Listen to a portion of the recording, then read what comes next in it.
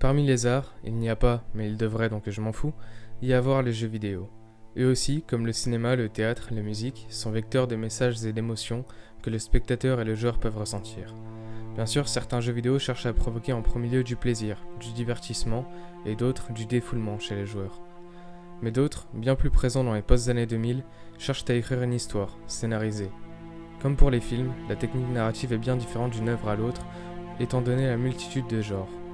Mais aujourd'hui, je vais parler d'un jeu qui utilise une technique plutôt originale pour raconter une histoire. C'est tout simplement celle qui se rapproche le plus d'un film, et en plus le précurseur du genre est français, et je vais vous le présenter.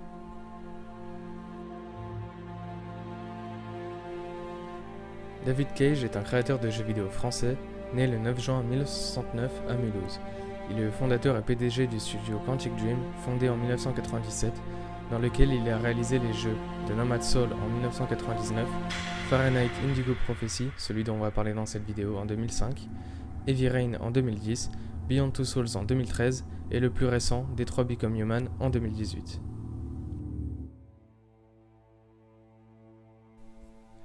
Depuis le début en 1997, David Cage avait une idée bien derrière la tête, celle de consolider les points forts du cinéma et du jeu vidéo et d'en faire un tout. Alors pour expliquer grossièrement à ceux qui ne connaissent pas trop, en gros à l'écran, c'est presque comme si l'on assistait à un film. La majeure partie du jeu se déroule en cinématique. Le tout brillamment réalisé par la motion capture, dont Quantic Dream en a le secret, et qui ne cesse de s'améliorer à travers les années. Enfin, au point où on en est dans Detroit Become Human, pour moi la prochaine étape, c'est carrément de faire avec des vrais acteurs, vraies caméras directement, comme avait fait Netflix en fait. Sauf que non, ça c'est pas possible, il n'y a pas besoin de revenir là-dessus. Le fait de rester dans un univers virtuel permet de faire des choses que l'on ne pourrait pas faire au cinéma, ou qui créeraient un malaise. Parce qu'un jeu vidéo reste un jeu vidéo, et si l'on peut contrôler un personnage, on ne peut pas contrôler un être humain et ses actions. Il y aura un sentiment de malaise, vous voyez ce que je veux dire. Donc lors des cinématiques, le jeu nous oblige à faire des choix qui auraient des conséquences sur le futur. C'est la plus-value du gameplay, et qui se rapproche du concept de « le film dont vous êtes le héros ».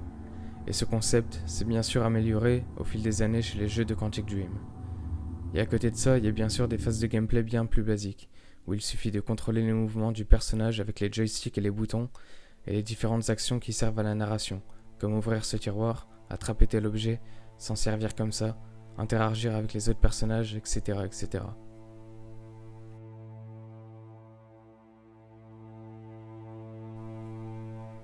Bref, avant de présenter le jeu dont je vais parler dans la vidéo, je vais expliquer le contexte, le pourquoi je l'ai choisi lui et pas un autre, sans forcément en tirer la conclusion finale, ce dont je reviendrai bien plus tard. En fait, il s'avère que comme vous avez pu entendre, le studio a réalisé 5 jeux. Le premier, The Nomad Soul, est considéré comme le pilier du genre malgré ses faiblesses. Il est entre autres l'enfant aîné quoi. Ensuite, 2 jeux plus tard, c'est Heavy Rain. Lui est considéré presque unanimement comme un chef-d'œuvre de jeu vidéo au scénario thriller policier. Ensuite, on a certainement le plus connu, notamment grâce à la participation de Len Page et William Dafoe au casting, Beyond Two Souls, que j'ai personnellement moins aimé cependant. Et enfin, Detroit Become Human, qui lui, comme Heavy Rain, est vraiment considéré comme une bombe du genre. Bref, vous avez compris que je vais parler de Fahrenheit Indigo Prophecy, le jeu sorti entre The Nomad Soul, le précepteur, et Heavy Rain, le chef-d'œuvre. Et lui, croyez-moi, il est vraiment passé à la trappe, contrairement aux autres.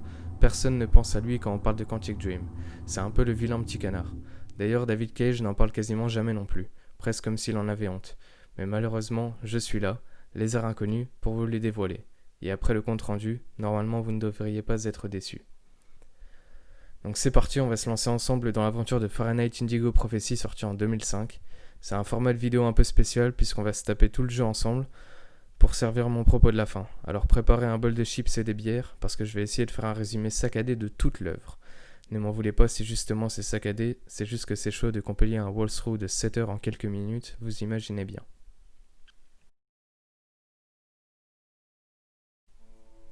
Le jeu prend place en 2009 à New York, sous une interminable tempête de neige. Lucas Kane, un banal employé de banque, entre soudainement dans un état de transe et poignarde un homme dans les toilettes d'un restaurant. Revenu à lui, il panique et s'enfuit. Carla Valenti, l'officier de police chargé de résoudre le meurtre, part à sa recherche, aidé de son adjoint Tyler Miles. Mais pour ces 3 protagonistes, les événements vont bientôt avoir des conséquences qu'aucun ne soupçonnait. Rapidement, le paranormal s'en mêle et l'affaire prend une envergure mondiale. Sur fond de prophéties millénaires, le jeu propose de partager la vie des 3 personnages pour comprendre ce qu'ils se trament. Donc pour commencer, voilà notre Lucas Kane et la réalisation de son meurtre.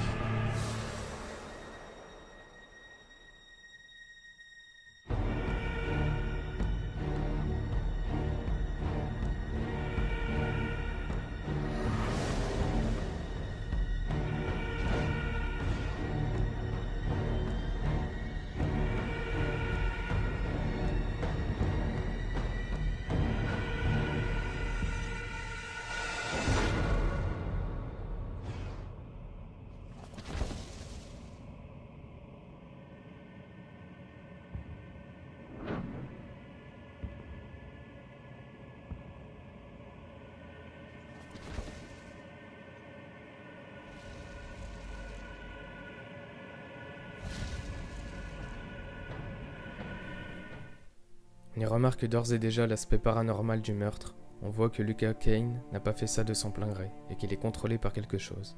Mais pas le temps de réfléchir, parce qu'on est au café et que tout d'un coup, le flic présent a une soudaine envie de faire pipi. Dans les toilettes, là où a eu lieu la tragédie.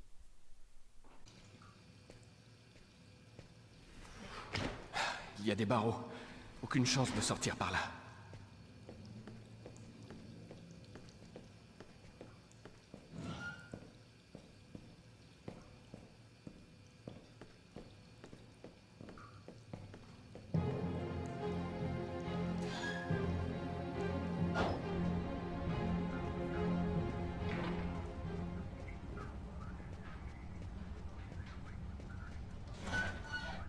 Hé, monsieur, votre note! On remarque pendant cette scène un écran splitté en deux, ce qui est initialement emprunté au cinéma d'ailleurs. Bref, ensuite le flic remarque le cadavre et appelle les vrais flics. Alors on y fait ainsi la connaissance des 2 autres personnages qu'on va pouvoir contrôler pendant le jeu, Carla et Tyler. En 5 ans dans la police, j'en avais vu des homicides. On ne s'habitue jamais à la mort. On apprend à vivre avec, c'est tout. J'ignore encore aujourd'hui si c'était la fatigue, le froid ou autre chose. Mais je me rappelle très bien le sentiment de malaise qui s'est emparé de moi en entrant dans ce restaurant.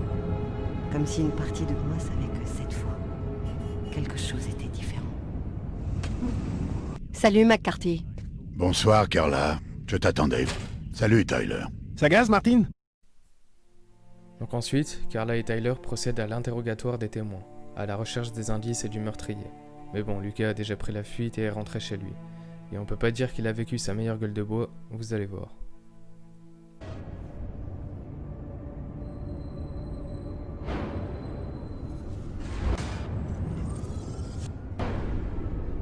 Je n'ai pas rêvé.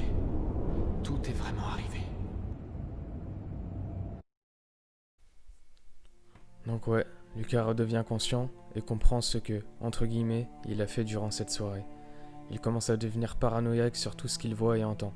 Il appelle son frère et le rejoint au parc pour lui annoncer la bonne nouvelle. Je suis arrêté dans ce petit restaurant pour manger. Je lisais un livre à table, je crois. Et après, c'est le trou noir. Je ne me rappelle plus rien. Jusqu'à ce que je me retrouve dans les toilettes, avec ce couteau dans la main. C'était horrible. Tu dis que tu étais dans une sorte de transe. Qu'est-ce que tu veux dire par là? De la magie? De la sorcellerie ou quelque chose dans ce genre? Marcus, je n'ai pas d'explication. Je t'ai juste raconté ce qui m'est arrivé, c'est tout. Je ne suis sûr que d'une chose. Ce n'est pas vraiment moi qui ai tué cet homme. Est-ce que tu avais bu? Pris de la drogue? Tu sais bien que je ne touche pas à ça, Marcus. C'est le premier craquage et désillusion de notre cher Lucas. Même s'il ne perd pas toute son humanité, puisque quelques minutes après, il sauve un gamin de la noyade, et ce, malgré le fait que les flics étaient pas loin, et que le portrait robot de sa tête est diffusé dans toute la ville. Mais c'est notre bon Lucas Kane, et il a pris le risque. Enfin non, c'était à nous, le joueur, de décider de prendre le risque ou non. Patrouille 324. Un gamin vient de tomber dans le réservoir. Envoyez une ambulance tout de suite. Oh, quel courage! Il aurait pu y rester. Ce type est un héros. Il a plongé dans l'eau gelée pour sauver le petit. Le gamin s'en serait jamais sorti s'il n'avait pas été là. Le flic m'avait reconnu. Pourquoi n'a-t-il rien dit, je l'ignore. Il a peut-être considéré que j'étais quitte. J'avais pris une vie, j'en avais sauvé une autre. Rien n'avait changé pour moi. J'étais toujours un meurtrier recherché par la police. Mais en quittant le parc, je savais que je pourrais à nouveau me regarder dans une glace, sans détourner le regard. Bon, enfin un peu de répit. Du coup, je profite de l'atmosphère détendue pour vous confirmer au cas où vous l'aurez remarqué. Oui, la voix française de Lucas, c'est celle de Keanu Reeves. D'ailleurs, celle de Carla, c'est celle de Angelina Jolie. Et celle de Tyler, que vous entendrez plus tard, c'est celle de Will Smith. C'est cool, non? Bref. Après tout ça, on reprend l'aventure du côté de nos enquêteurs, Carla et Tyler. C'est l'occasion d'ailleurs pour eux de faire un peu d'exercice au comico, comme s'ils n'avaient pas assez de boulot. Non, en vrai, c'est surtout un prétexte pour nous introduire une autre phase de gameplay en guise de didacticiel, celle des combats. Je ne sais pas trop comment la décrire en fait, il s'agit d'appuyer sur les bonnes touches de la manette au bon moment. C'est un jeu de rythme basique à la Guitar Hero quoi, mais perso je trouve pas ça déplaisant parce que ça permet de tenir en éveil le joueur et le faire se concentrer sur la manette entre quelques cinématiques.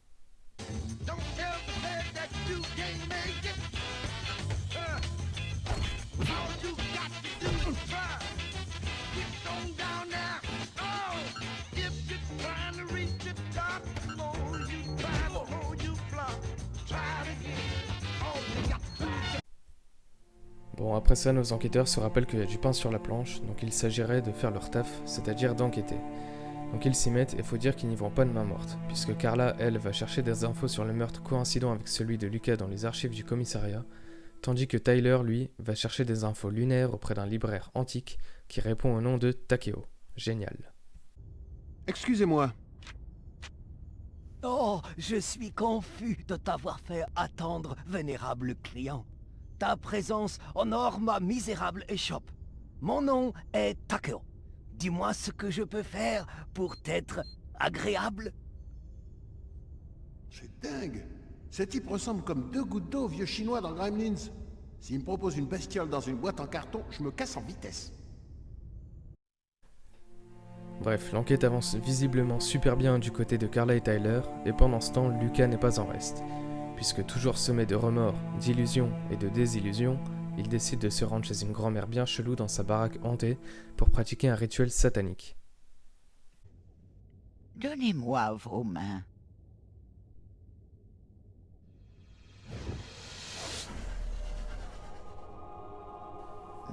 Alors, je sais pas trop comment expliquer le rituel, mais en gros, Lucas se retrouve omniscient dans le passé au moment du meurtre, où il fait la rencontre du démon qui s'est emparé de lui. Chose qui va mener à pas grand chose, puisque Lucas ne va pas vraiment trouver de réponse à ces questions. Vous croyez au pouvoir de la magie? Non, je n'y crois pas. Écoutez... Vous avez tort. Il y a beaucoup plus dans l'univers que ne peut voir l'œil d'un homme. Votre café. Merci, Kate.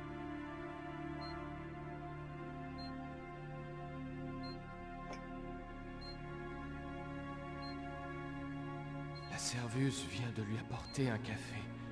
Mais elle me parle comme si c'était moi qui l'avais commandé.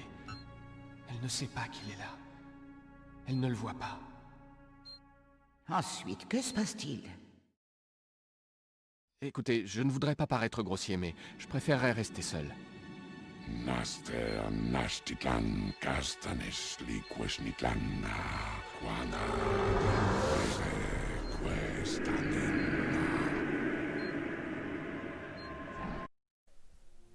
Après ça, Lucas rentre chez lui, toujours sans réponse, mais en plus de ça, le démon ayant remarqué que Lucas avait essayé de comprendre le tout, va en profiter pour défoncer tout son appart et le pousser à bout dans son dernier retranchement.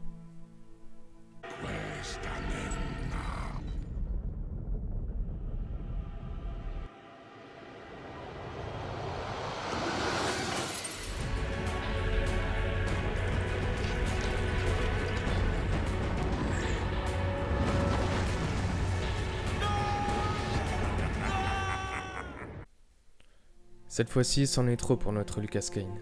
Là, vraiment, il est au bout du rouleau. Son frère vient le sauver in extremis d'une mort certaine, avant qu'il craque totalement.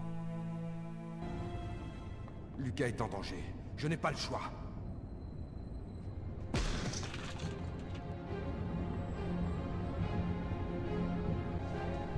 Lucas! Oh mon Dieu!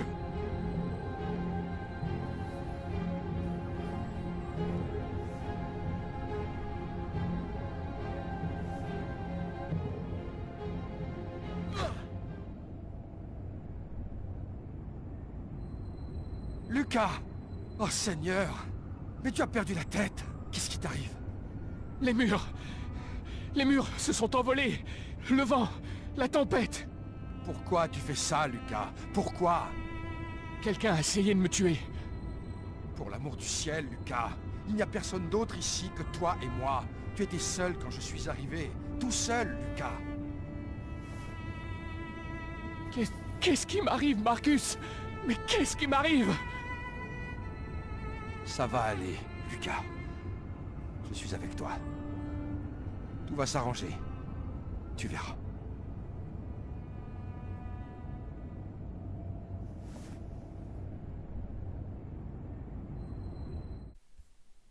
Et oui, nous aussi on aimerait que tout s'arrange pour notre Lucas Kane, mais ça ne va pas arriver de sitôt, puisque dès le lendemain, lorsqu'il essayait de reprendre une vie normale au bureau, avec les enquêteurs Carla et Tyler, on a finalement retrouvé assez d'indices qui font penser que c'est Lucas le meurtrier. Bien sûr, comme j'ai dit au début, j'ai saccadé ces passages pour que ça ne dure pas 3 heures, mais vous avez compris l'idée. Par contre, Lucas, en plus de ses emmerdes habituelles, ne s'attendait vraiment pas à ça, donc il va parler littéralement chinois devant l'enquêtrice Carla, ce qui va forcément éveiller les soupçons.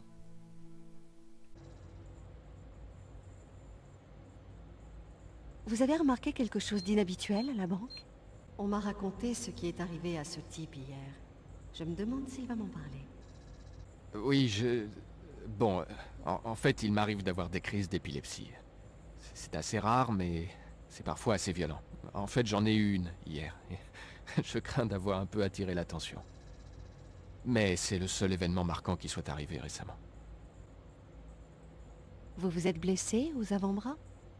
Ah, je me suis bêtement blessé en bricolant. Je crois que je suis pas très doué pour les travaux manuels. C'est vous sur la photo avec le prêtre? C'est un ami à vous? C'est mon frère, Marcus.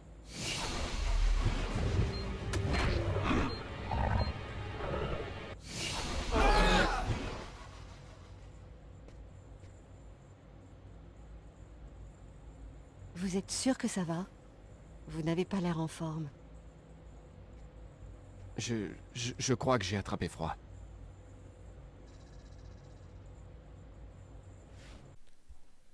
Bon, désolé Lucas, mais tu commences à être grillé. Décidément, le destin te prend de tous les côtés. Les flics ont réussi à avoir un mandat pour t'arrêter, tu es cloisonné dans ton appartement, les flics à la porte d'entrée. Et là, vous vous dites, mais comment il peut sortir de ce bordel? Eh bien, c'est justement la question qu'ont dû se poser les développeurs à ce moment-là. Et je crois que la seule solution pour eux a été de faire en sorte que le tout parte en cacahuète totale. Lucas est encerclé, il sort de son appartement, et puis là il se souvient qu'il a la voix de Keanu Reeves, a.k.a. Neo dans la Matrice. Les mains en l'air, et vite! La police. Ils m'ont déjà retrouvé. Je vais aller en prison pour le restant de mes jours, et je ne pourrai jamais savoir ce qui s'est passé. Non. Ça ne peut pas se finir comme ça.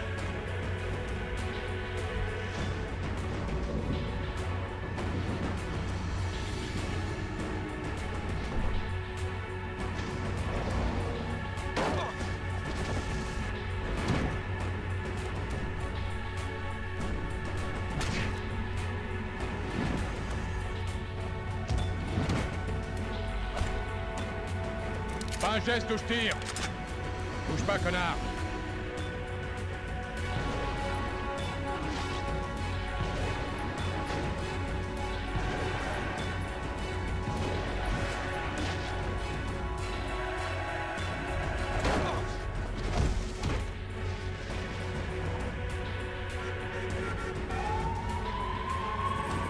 Police de New York! Pas un geste!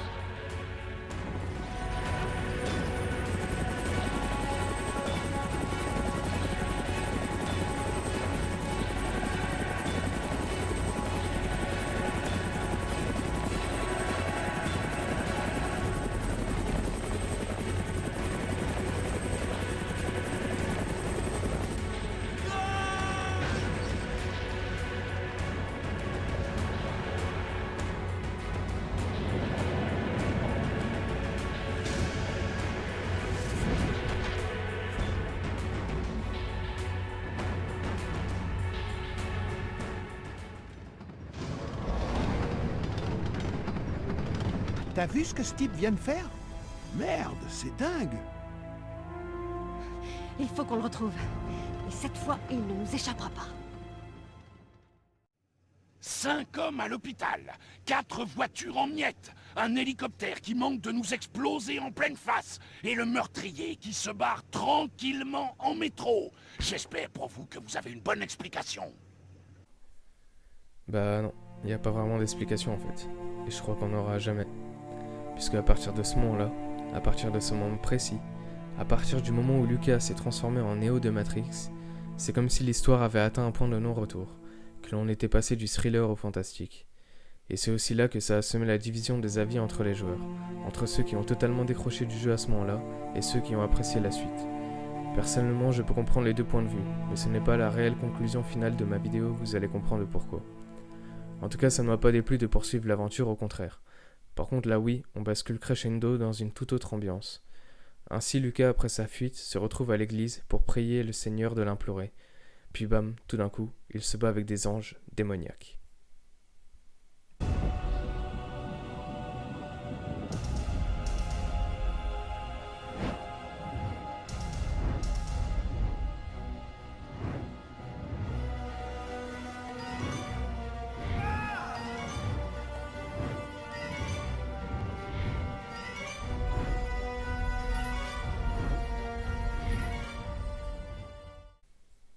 D'accord, bon.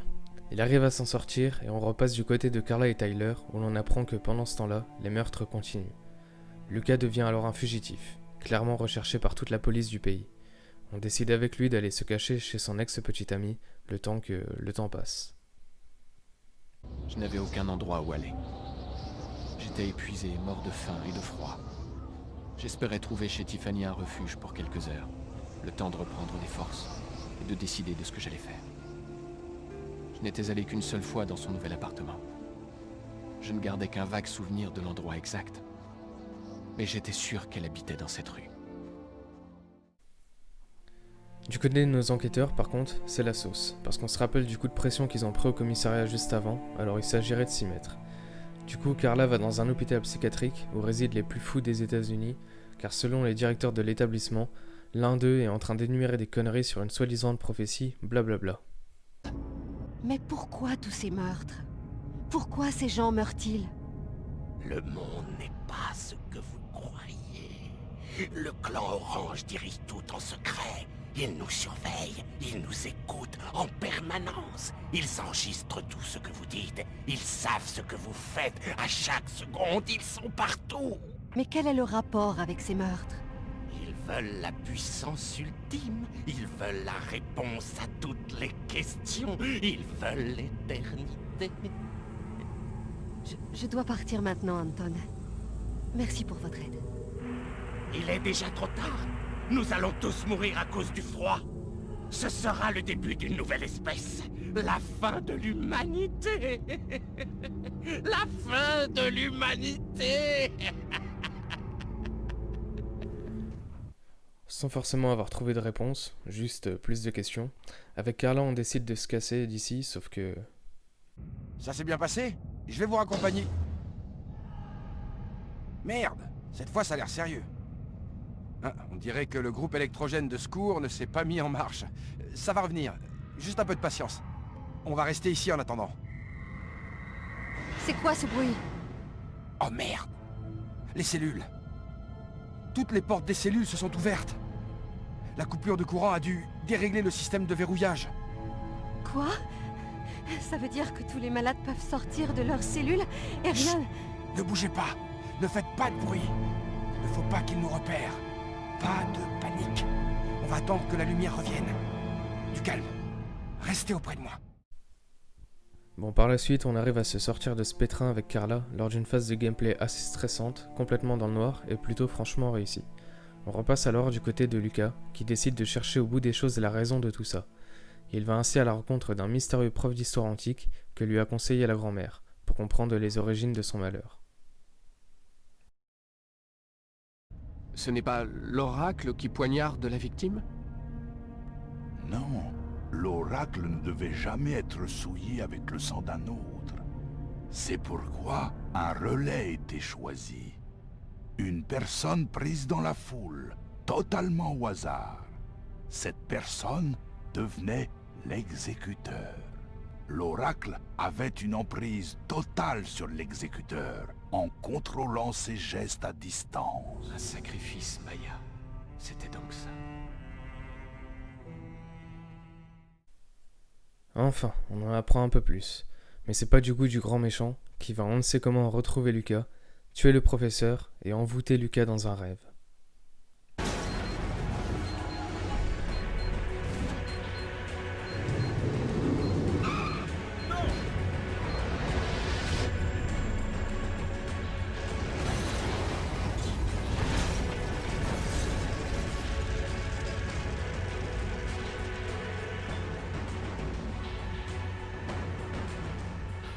Professeur! Le codex parlait de la venue d'un enfant. Une prophétie. La réponse à toutes les questions. L'oracle. Il tue pour le trouver.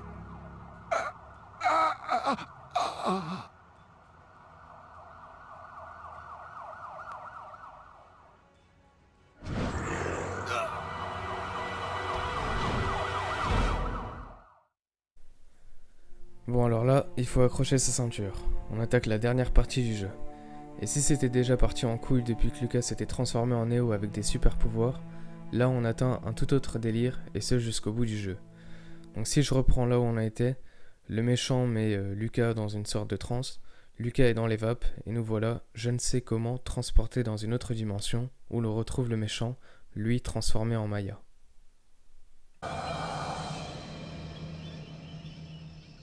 La chroma. Tu as la chroma. Tout s'explique. Comment as-tu pu acquérir un tel pouvoir? Peu importe. De toute manière, il faut maintenant que tu meurs. La chroma? Qu'est-ce que c'est? La force qui a créé l'univers, l'origine de toute chose. Elle donne des pouvoirs extraordinaires à celui qui la possède. Pourquoi moi? Pourquoi m'avoir choisi? Le hasard. L'exécuteur est toujours choisi dans la foule. C'est un grand honneur pour toi d'avoir été élu pour servir Koashnitzlan. Assez parlé, d'autres tâches réclament mon attention. Nous nous reverrons dans l'autre monde. Kibintina Quentaune. Ok, bon bah c'est normal si vous avez rien compris, moi non plus, rassurez-vous. On comprend juste que pour sortir de tout ce pétrin, enfin plutôt sauver l'humanité selon eux, il faut récupérer une enfant car c'est la prophétie et blablabla et blablabla. Mais ne vous inquiétez pas, quelques scènes plus tard, c'est les grands méchants dieux qui vont nous expliquer tout ça à travers ce qui ressemble à un conseil général d'état d'urgence des divinités démoniaques, le tout saupoudré du jeu de rythme obligatoire à faire évidemment. Content. Il vous a encore échappé. Au musée, pour commencer. Grosse erreur, le musée. Et ensuite dans l'onde. Et le pire, c'est que vous lui êtes apparu ouvertement. Tout ça pour rien. C'est que j'ignorais certains éléments, vos seigneuries. Quels éléments? Il détient la chroma. C'est impossible. Foutaise. Comment pourrait-il posséder la chroma? Je l'ignore, mais c'est une certitude. C'est la raison pour laquelle il a résisté à mes attaques psychiques et réussi à échapper à la police. Voilà qui pourrait changer nos plans. C'est grave. Très grave. Ce n'est pas tout. Quelqu'un est intervenu. Que voulez-vous dire? Pendant que vous étiez avec lui dans l'onde? Oui, votre seigneurie. Quelqu'un a brisé sans peine mes attaques contre Kane et l'a protégé. Ça n'était pas un des nôtres. Certainement pas. Non. Je crois que c'était autre chose. Sa chroma était différente. Un autre clan? C'est impossible. Il ne reste que nous. Nous avons donc un rival? Qui recherche l'enfant Indigo tout comme nous. Il ne doit pas s'en emparer. Ce serait une catastrophe. Un désastre. Kane est de leur côté. À moins qu'il ne l'utilise. C'est lui la clé. Il voit par nos yeux. Il ne faut pas qu'il trouve l'enfant. Vous devez régler le problème. Définitivement. J'ai déjà pris des mesures. Son cas sera définitivement réglé, bientôt. Ne nous décevez pas. Vous pouvez y disposer.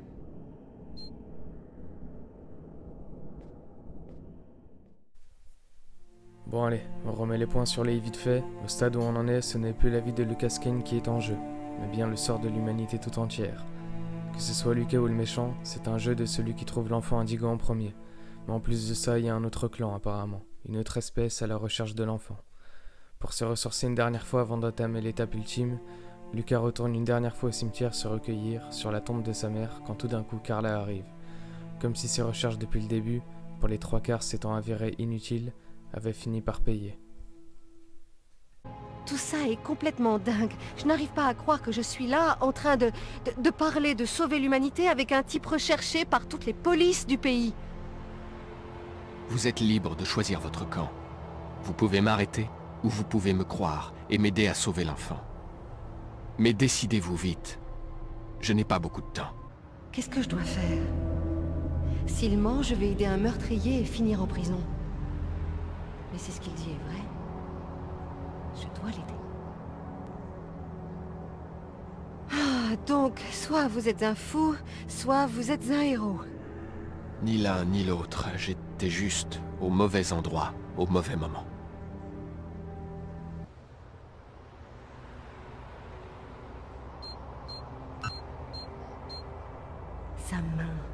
Sa main est glacée.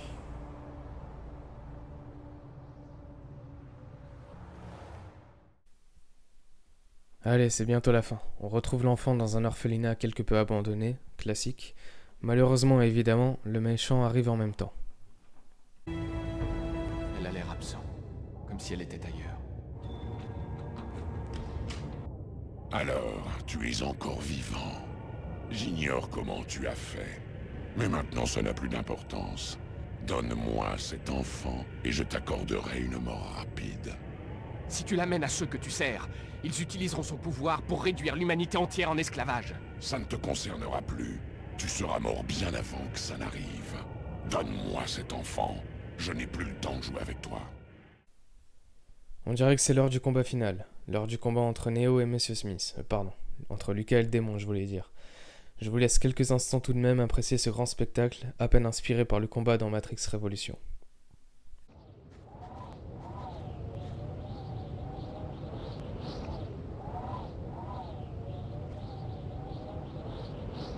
Je te laisse ici. Surtout, ne bouge pas, compris? Je vais revenir te chercher. Enfin, j'espère.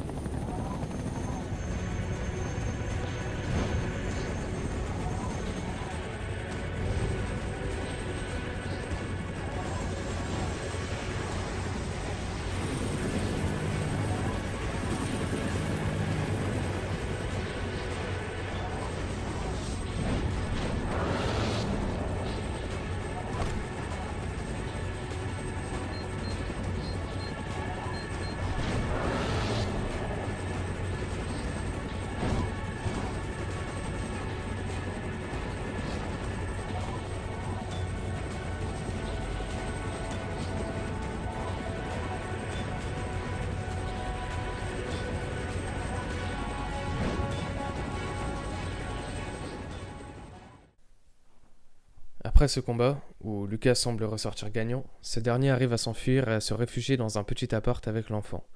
Mais malheureusement, c'est là que les choses se gâtent encore et que l'on va revoir un personnage, normalement mort depuis un moment, revenir à la vie. Vous vous êtes servi de moi depuis le début, n'est-ce pas? Vous m'avez manipulé pour que je retrouve l'enfant pour vous. Manipuler n'est pas le bon mot. Disons, guider. Nous sommes intervenus pour te protéger car nous savions que tu nous conduirais à l'enfant. Que s'est-il passé à la fête foraine? Je ne me rappelle de rien du tout après l'effondrement de la plateforme. Tu n'as pas survécu à la chute. Nous avons retrouvé ton corps et nous t'avons ressuscité. La vérité, c'est que tu es mort, Lucas. C'est impossible. Je ne suis pas mort. La vie et la mort sont des notions très abstraites. Tu as sacrifié ta vie pour que l'humanité survive. Tu es un héros, Lucas. Il était vital que tu nous rapportes l'enfant Indigo et tu as réussi. Nous allons maintenant pouvoir la mettre à l'abri. Tu as accompli ta mission. Non, je n'ai pas confiance. Jade va rester avec moi. Tu commets une grave erreur, Lucas. Je vais devoir t'effacer. Alors je suis obligé de m'arrêter ici quelques instants. On remercie d'abord la vieille de nous avoir expliqué enfin le réel scénario, mais ça n'excuse pas tout. Ça n'excuse surtout pas ce qui va suivre. Donc préparez-vous, je vous laisse l'extrait et on en reparle juste après.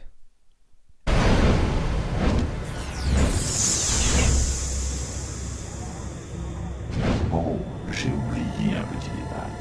Quand nous t'avons ressuscité, nous avons ajouté un module dans ton cortex. Impossible de te tuer, puisque tu es déjà mort. Je peux par contre t'annihiler. D'un simple contact, je peux t'effacer définitivement. Inutile d'essayer de me résister, c'est moi qui te contrôle maintenant.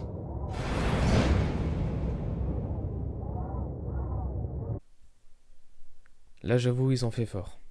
Là quand j'ai vu ça j'étais pas prêt. J'ai failli recracher ma gorgée de bière sur le clavier. Alors autant Lucas qui devient le personnage de sa voix d'acteur, ça je veux bien. Qu'il ait une prophétie reposant sur un enfant qui a pour sort la fin de l'humanité, je veux bien aussi. Mais alors ça, un robot, un cyborg putain, designé avec des flaques de pisse en lévitation, ça désolé mais on a le droit de demander des explications. Ça désolé mais c'est pas le fruit d'un mec recherché. C'est certain qu'après une soirée bien arrosée, le scénariste du studio est arrivé à payer à tout Quantic Dream sa tournée de whisky et de LSD. Mais c'est pas possible que David ait écrit ça à l'avance dans le script de départ. C'est forcément que pendant le processus de production, ils se sont dit « Oh et puis merde, let's go ». Et d'un côté, j'avoue que j'apprécie la démarche plutôt couillue, ça m'a bien fait rire. Parce que d'un autre côté, là où on en est, plus rien ne peut nous choquer, je pense. Donc après ça, Lucas va se débarrasser du cyborg. Putain, j'arrive pas à m'en remettre. D'ailleurs, c'était lui, j'imagine, dont le conseil des Mayas a parlé tout à l'heure. L'autre clan qui cherche l'enfant, là. Donc il s'échappe avec l'enfant, et on se retrouve dans un souterrain avec des sans-abri, et Carla qui s'est joint à la partie. Alors vous allez voir que le mec, on dirait qu'il connaît toute l'histoire depuis le début, alors qu'il sort de nulle part. La seule apparition qu'il a eue, c'est tout au début du jeu. Il était derrière le restaurant. On pouvait l'interroger soit avec Carla, soit avec Tyler, mais il savait rien. Mais bon, voyons ce qu'il a à nous dire maintenant.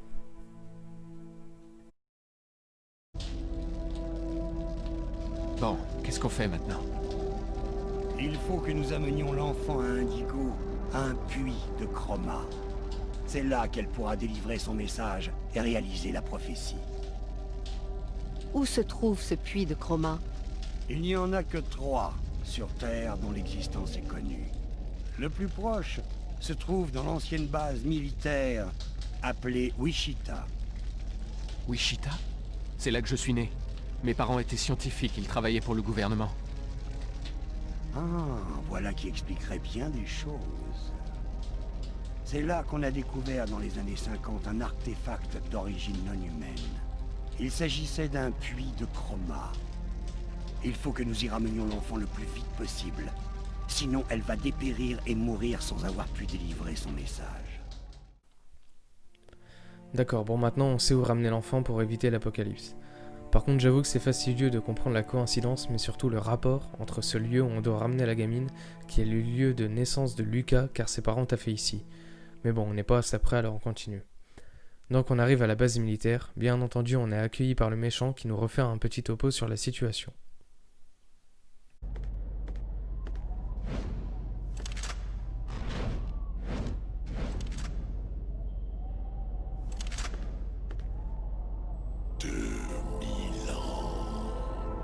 Voilà 2000 ans que j'attends cet instant. Celui où me sera révélé le mystère, la réponse à toutes les questions. Et c'est toi qui m'apportes l'enfant Indigo. Quelle ironie du destin. Le clan Orange réduira toute l'humanité en esclavage s'il obtient le secret. Quelle différence, vraiment. Le monde est déjà sous notre contrôle, Lucas.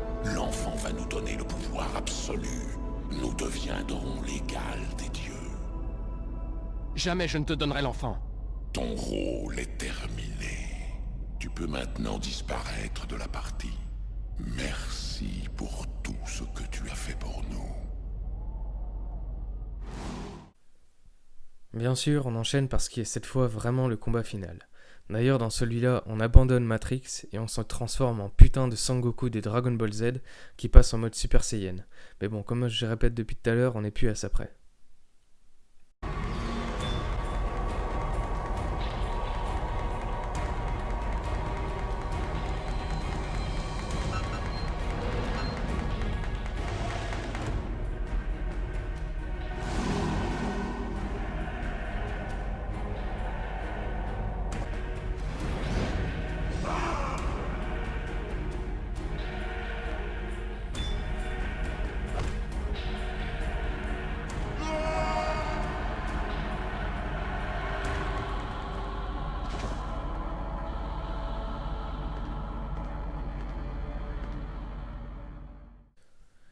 Voilà, le méchant est mort, on récupère l'enfant, on la dépose sur la plaque du rituel, et voilà, c'est la fin du jeu.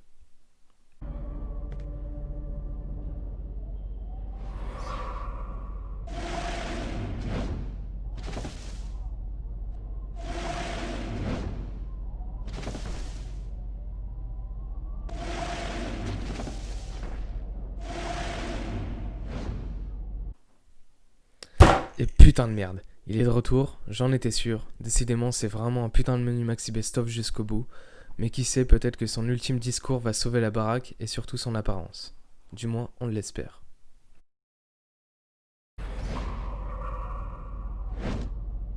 Tu es plus obstiné que nous l'aurions pensé, humain. Mais la partie est terminée.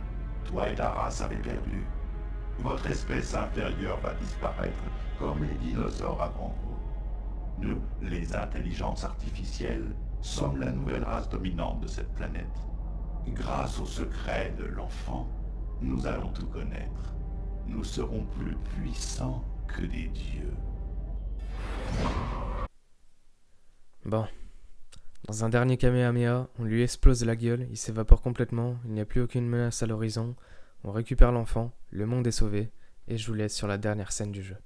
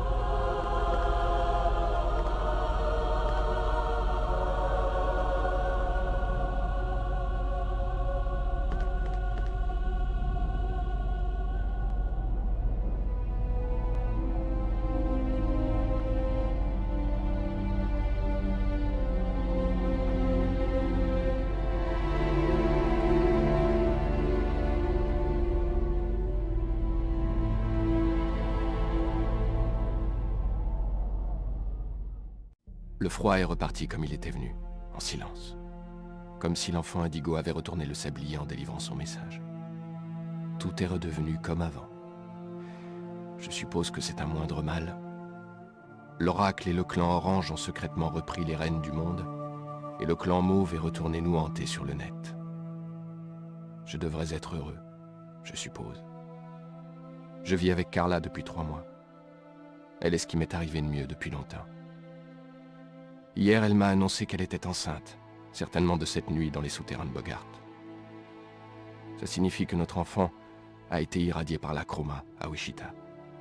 Tout comme moi, dans le ventre de ma mère. Je ne sais pas ce qui va se passer maintenant. Je suis l'unique détenteur du plus grand secret de l'univers. Que faire d'un tel pouvoir? L'oublier? Le mettre au service de l'humanité? Je n'ai jamais rêvé d'être un dieu. Je veux juste vivre comme les autres, avec ma femme et mon enfant. Je crains que le destin n'ait choisi pour moi une autre voie. À quoi tu penses, Lucas? Oh, rien. Rien du tout.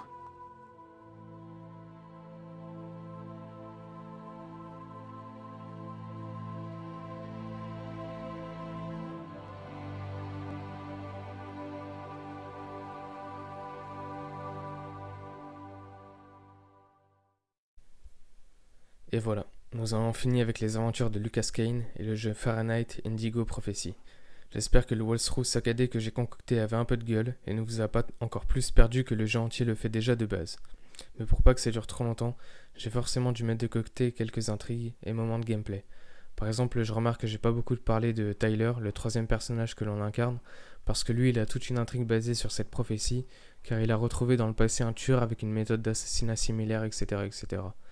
Donc ça complexifie la chose, mais ça valait pas forcément le coup de mettre ça ici. Pareil, il y a des scènes et phases de gameplay où l'on incarne Lucas Kane jeune avec son frère, jouant dans cette base militaire, et c'est là qu'on voit que Lucas avait déjà des visions à 10 ans. Bref, pour connaître l'entièreté de la chose, il faut au final que je vous conseille de faire le jeu. Alors qu'il coûte la moitié du prix d'un paquet de clopes en novembre 2020, donc à peine 1 € de plus qu'un menu kebab frit de boisson, et pas besoin d'avoir un PC qui coûte plus cher que ça pour le faire tourner. Mais c'est pas là où je voulais en venir en racontant tout ça. Non, le but de la vidéo c'est pas de vous conseiller ce jeu, sinon j'aurais pas autant spoil évidemment. Et je me serais pas non plus foutu de sa gueule notamment dans le dernier quart du jeu, puisque oui, comme beaucoup de gens, le dérapage à 180 degrés d'un thriller policier qui part vers limite du fantastique, j'ai aussi trouvé que ça a brisé un truc, que ça avait stoppé la super ambiance donnée pendant plus de la moitié du jeu. Malgré tout, tout n'est pas acheté, et il y a bien une raison précise pour laquelle j'ai décidé d'en parler. Pas comme certains, que ce soit le studio ou le joueur supporter de David Cage, qui bien souvent l'omettent lorsqu'il part de Quantic Dream. J'ai décidé d'en parler parce que pour moi, selon mon point de vue, Fahrenheit Indigo Prophecy était un prototype de test. Nous sommes en 1999, lorsque le premier jeu de Quantic Dream voit sa sortie, The Nomad Soul. Le jeu étant le précurseur du genre, octroyant un vent frais dans le domaine, il est cependant un échec commercial, notamment car l'éditeur n'a pas souhaité promouvoir le jeu aux États-Unis. L'échec de la Dreamcast face à ses concurrents de Sony et de Nintendo est aussi une explication. Ce que je vais dire ensuite résulte de ma propre interprétation des choses. Pour moi, David Cage, dégoûté que son premier jeu n'ait pas marché à l'international malgré de bonnes critiques, a décidé de taper du poing sur la table et de voir les choses en grand. On est en 2005, on n'est plus avec la Dreamcast, mais bien avec la PlayStation 2, ce qui offre déjà une marge de manœuvre bien plus large au niveau de la technique, de la mémoire, et en plus le système de capture de mouvement s'était bien amélioré depuis le temps. Ce qui est intéressant, et ce que je vais mettre en nuance après, c'est que quand je dis que David Cage a voulu faire les choses en grand, c'est à la fois ce qui a contribué à la réussite du jeu, mais en même temps à ses critiques négatives. Je parle bien sûr du scénario qui part dans ce bordel fantastique à souhait, mais pourtant dans le trailer en 2005, il faut dire que ça avait de la gueule pour le joueur d'apercevoir en quelque sorte ce scénario d'une envergure incroyable. Et je suis sûr que si le jeu s'était montré très sobre, sans artifice, il se serait fait beaucoup moins remarquer auprès des joueurs. Quand je dis qu'il a vu les choses en grand, c'est même pour le casting d'ailleurs. C'est pas tous les jeux, loin de là, qui vont jusqu'à chercher les doubleurs de Keanu Reeves, Angelina Jolie et Will Smith, qui le sont toujours certes, mais qui en 2005 étaient très occupés par le cinéma. Même pour la musique du jeu d'ailleurs que vous entendez depuis le début de la vidéo, David Cage a sollicité Angelo Badalamenti, compositeur américain qui a signé les OST, notamment de Lost Highway, Mulholland Drive et Twin Peaks. Bref, des chefs-d'œuvre de David Lynch. Et enfin tout à l'heure je disais qu'en 2005 le move capture s'était bien amélioré. Ceci n'expliquerait pas par hasard les scènes de combat spectaculaires inspirées de Matrix. Eh oui, tout se rejoint, tout s'explique. Par ailleurs, et toujours de mon point de vue, je comprends que l'on peut trouver ça malsain et malhonnête de vendre du rêve avec tout ça, si pour au final c'est pour rester sur sa faim à cause d'un scénario qui part trop en cacahuète. Bien que le jeu est très très loin d'être mauvais, j'ai adoré perso, mais disons que il ne répondait pas aux attentes des joueurs.